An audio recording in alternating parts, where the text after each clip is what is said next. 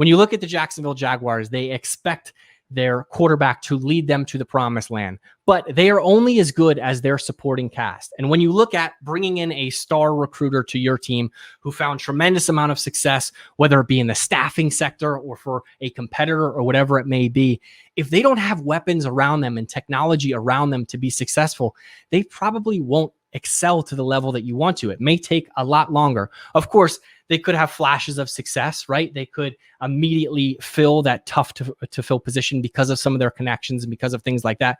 But when you look at what every other organization is using and the technology that they're using and how they're using artificial intelligence, it's almost like having your quarterback play with their hands behind their back.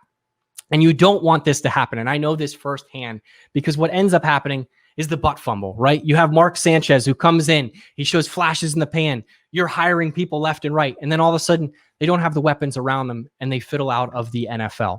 So when it comes to your star QB and building weapons around it, oftentimes that's going to start with the technology. If it's easy to send campaigns, if it's easy to find where you find your best sales folks, if it's easy to access information from who's engaged in the chatbot, who has been a hot lead in your system, who may have applied for a position that they weren't necessarily qualified for, but could also be a great fit in a different role. All of these are going to help your star quarterback be effective.